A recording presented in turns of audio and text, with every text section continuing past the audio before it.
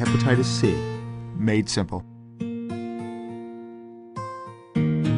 Hepatitis C, know your status. You may not have heard much about hepatitis C, but it is more common than HIV. And like HIV, it does not discriminate. If someone is exposed to the virus, they are at risk.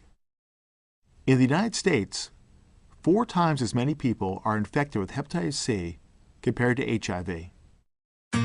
Signs and symptoms of hepatitis C. Some people with hepatitis C do not experience any symptoms. However, when a person is infected, they may feel tired or have other temporary symptoms.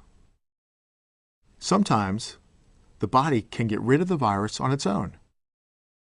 If the body isn't able to clear hepatitis C after the initial infection, then the virus goes into the long-term or chronic phase of infection. You never know when hepatitis C will get worse, but the chronic phase is a serious condition that can lead to serious liver diseases like cirrhosis or liver cancer. When the liver is severely damaged, it can't do its job and can lead to liver failure.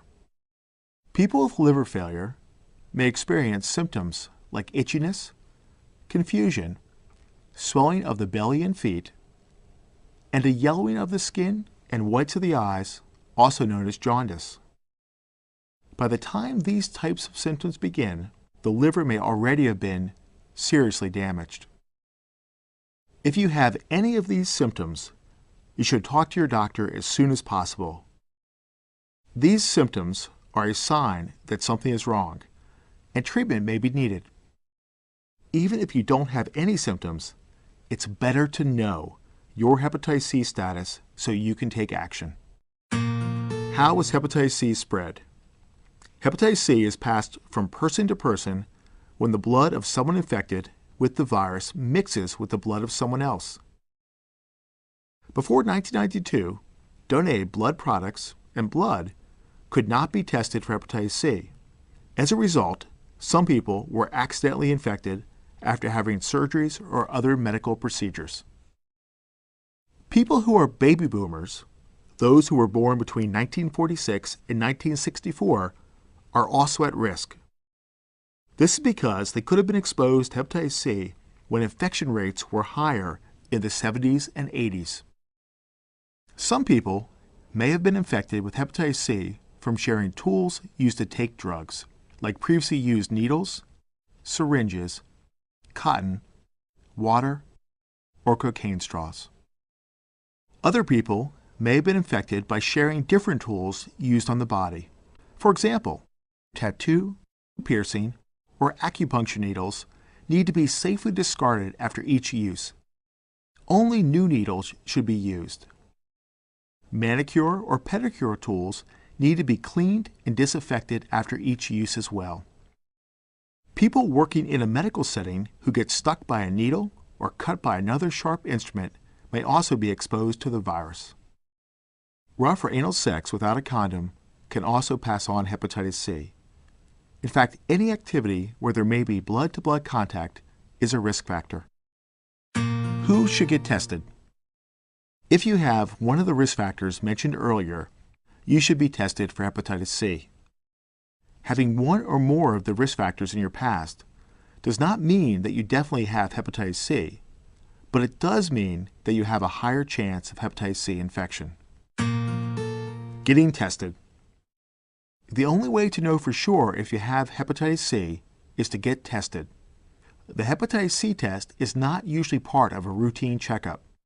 If you want to know your hepatitis C status, you need to ask your doctor to test you for the virus.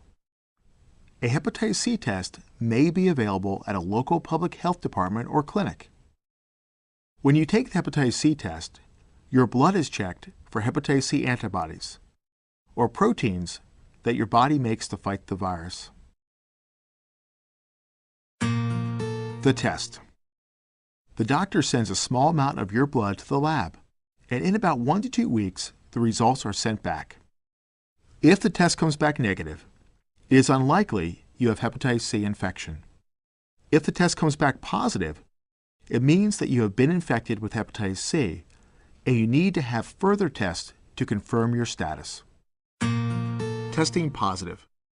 If the test is positive, talk to your doctor about your infection. Ask questions and get educated. It's your body. Together, you and your doctor will decide what the next step should be. There's no telling when or how much your liver may be damaged by the virus. You should talk to your doctor about protecting your liver with healthier choices, better nutrition, and avoiding alcohol.